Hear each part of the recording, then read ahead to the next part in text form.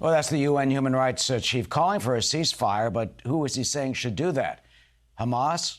Israeli Prime Minister Benjamin Netanyahu, as you know, continues to reject the calls for a prolonged ceasefire in the war against the terrorist group, saying the IDF has, quote, eliminated thousands of terrorists, saying we will continue to fight until victory until we destroy Hamas and bring our hostages home. Demonstrators around the world have been taking to the streets also this weekend. Several countries have recalled ambassadors to Jerusalem in protest in Tel Aviv. But why are they not condemning the atrocities of Hamas and the continued attacks against the Jewish state?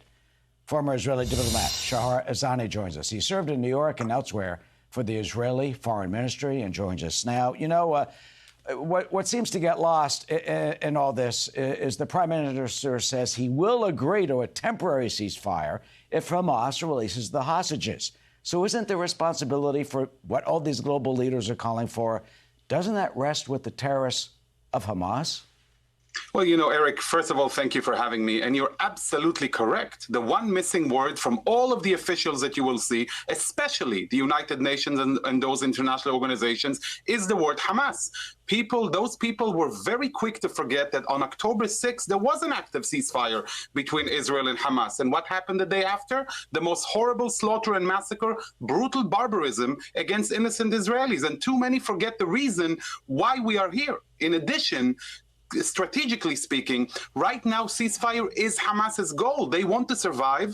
And if there is one thing that's clear, is that Israel has no intention of allowing them to survive. Now, when it comes to the humanitarian situation on the ground, the IDF has been doing a remarkable job in facilitating the movement of civilians to safer areas. But if anybody endangers those civilians, it's Hamas that's firing on those people and killing them. And it's the IDF that's protecting Palestinian lives. Hamas has no regard for Palestinian lives. Why do you think that doesn't get through to some of the demonstrators and others? The fact that there have been the reports of Hamas, as you said, killing the residents of Gaza to prevent them from leaving, to use them as human shields, that Hamas, they say, wants more Gazans killed for that political propaganda purpose to try to get more sympathy on their side. How come this doesn't get through some of these people?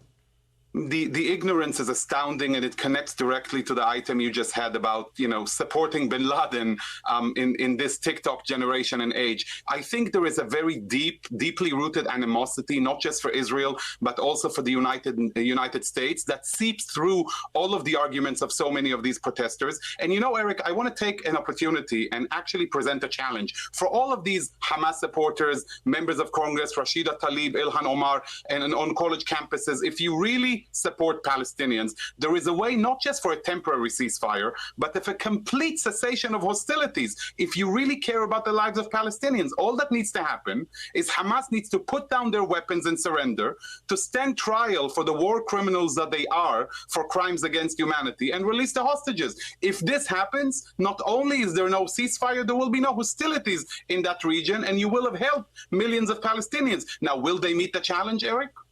Yeah, you don't hear that from them. What you do hear from Prime Minister Benjamin Netanyahu is a personal and deep-seated history of terrorism. He has dedicated his life against that. Personally has suffered that. His brother Yoni was killed at the commando leading the raid on Entebbe.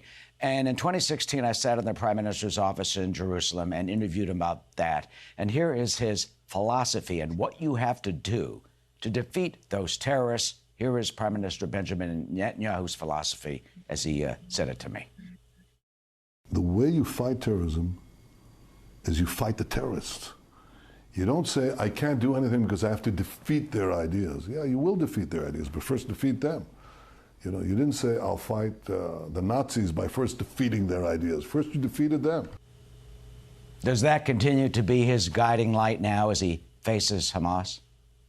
Absolutely. With all due respect to their ideology, you have to defeat their military and political power so that they will have no more governing power over the Gaza Strip. The reality of October 6th is over, and there is nobody in Israel and in the decent civilized world that witnessed that kind of barbarism and will allow Hamas's evil to continue to control that part of the region, knowing that this is the basic precondition to achieve any kind of stabilization nation and even hopefully regional peace in the future. Hamas cannot continue to exist as a viable force on our border and in the Middle East. And finally, Shazar, there was a news conference just a few hours ago in which they talked about the Hamas leadership in Qatar, indicating that, in the prime minister's word, they are dead men walking. You've got these billionaires, we're taking pictures of them right now, reported billionaires living the life of luxury, protected, secluded in Qatar. No problem with them there in Qatar. Remember what Israel did with Eichmann? Hunted every terrorist down. Remember what Israel did with those who committed the Olympic massacre in 72? Correct. Should Israel assassinate Hamas leaders in Qatar and elsewhere? Are they dead man walking? Will they pay an account for what they've done to the Palestinian people? Israel has a long and strong memory. I have no doubt that Prime Minister meant every word that he said, but I really think that it's not just on Israel. I think Hamas has proved itself to be a stain on the soul of humanity. And wherever you have Hamas leadership, Hamas terror networks, Hamas financial supporters, they all have to be banned, and all of them need to be tried like the Nazi were tried in the Nuremberg trials. This is the kind of evil that we face as a civilized world against barbarism, not just a regional conflict between Israel and a militia in the region.